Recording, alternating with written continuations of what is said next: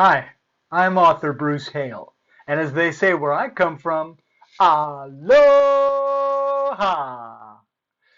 I am here with another story time and a week or two into my coronavirus beard. How about that? All right, today's story is one of my Clark the Shark series. This one is called Lost and Found, written by me and illustrated by the amazing Guy Francis. Here we go. "I have an exciting announcement," said Mrs. Inkydink to Clark's class. "Today is our field trip to the farmer's market." "Woohoo!" cried the class. "Woohoo!" cried Clark. "I've never seen a farmer's market." "Please remember three things," said Mrs. Inkydink.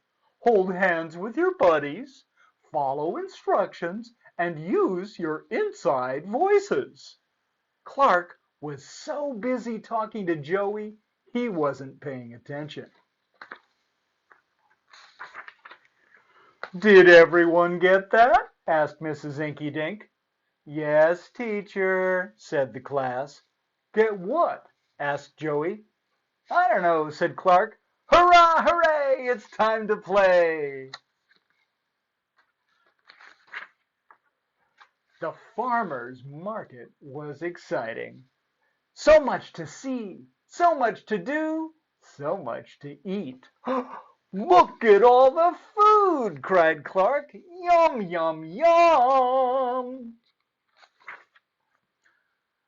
"Hey, what are the three things Mrs. Inkydink told us to remember?" asked Joey. Uh, Stick with your buddy, don't get muddy, and I forget," said Clark. "Hurrah, hooray! It's time to play!" Clark and Joey tried the samples, and Clark ate way too many. They watched the jugglers, but Clark didn't just watch. When Clark heard some fun music, he danced his funky shark dance. Bow, bow, bow, bow, bow, bow, bow, bow. But things got a little too funky. By the time Clark and Joey helped clean everything up, their class was out of sight. Oh, but Clark didn't want to go yet. "Just one more song!" he cried. A big crowd was enjoying the music, and the two buddies got separated. "Joey," said Clark, "where are you?" Clark looked under the sea grape stand, but Joey wasn't there. He looked by the jugglers, but Joey wasn't there either. Clark had lost his buddy and his class. Clark was so worried he couldn't eat, play, or hurrah, hooray. "Maybe the three things teacher told us to do will help," said Clark. But what were they? Stay with your friend, don't try to bend, and, no, that's not it. Clark bit his lip. He wished he'd followed instructions, stuck with his buddy, and, "Oh, that's it!" cried Clark. "Hey, Joey!" Clark yelled. "I remember now. It's hold hands with your buddies, follow instructions, and use your inside voice." Clark shouted so loudly that Joey came and found him, and Joey wasn't the only one. "There you are," said Mrs. Inkydink. "I see I need to add a fourth rule." "What's that?" asked Clark. "If you ever get lost," said Mrs. Inkydink, "stay in one spot and yell a lot." "That's one rule I can remember," said Clark the Shark. All right, and to wrap this up, we have three Clark the Shark bite-sized facts. Did you know? Number one, sharks eat only when they're hungry. Not like me. And sometimes days or even weeks pass between meals for big sharks. Number two, Sharks don't have tongues. Their taste buds are in their throats and mouths. And number 3, sharks are near the top of the food chain. This means that there's almost nothing in the sea that will eat sharks. And now, for a special treat, would you like to know how to draw Clark the shark? Well, I'll show you. Now, before I show you how to draw Clark the shark, I need to break out the artist's most important tool, the thing that every artist needs. Now, you might say, oh, of course, it's paper, or a pen, or imagination. Nope.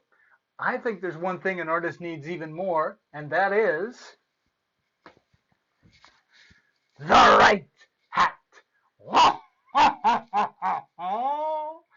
You see, my friends, when you have the right hat, you just feel like an artiste. Plus, you can speak the French, which is very cool. All right, so to draw Clark the shark, the easiest way to do it is to think of Clark as being like a big old letter C with a nose on one end and a tail on the other. So we're going to start by drawing from the back here. There's his back coming up over the top of his head and down like this, and kind of a little, almost a shovel shape there. Then a straight line coming across the bottom. That's going to be where his mouth goes. Then we do 2 big half circles here for his great big sharky smile. Half circle on top of that. Then I'm going to continue this same line coming down like this and curve it around. There's his fin on the back, nice big half circle with a straight line. There's his t-shirt coming around like this, and some nice angled lines here for a mouth. There you go. Now we'll do a little half circle there, and here's his fin peeking right out of his t-shirt sleeve. There's the bottom of the t-shirt. I'm just going to keep on curving that around. So here we go. There's his bottom and his back there, and he's going to get skinnier as he gets closer to the tail. Then a wide V for the tail. Now, let's do some details here. There's a little couple of dots for his nostrils, some little bitty gills over here. Here's a half circle with a half circle on top, and that is going to be his eye when I put a little dot inside it like that. Ooh, boy, he looks like he's up to trouble there. Okay, here's a half circle with a little bill on it, and that's going to be his cap. And now I'm going to add a few little color bits here. Give Clark his favorite red hat and his stripy shirt. There we go. He's looking a little more shark-like. And now, with apologies to the very talented Guy Francis, this is how you draw Clark the shark. Have fun and happy drawing. And that's our story time for today. Thank you all for joining me. Have fun, stay safe, stay healthy, and as they say where I come from, aloha! We'll see you next time.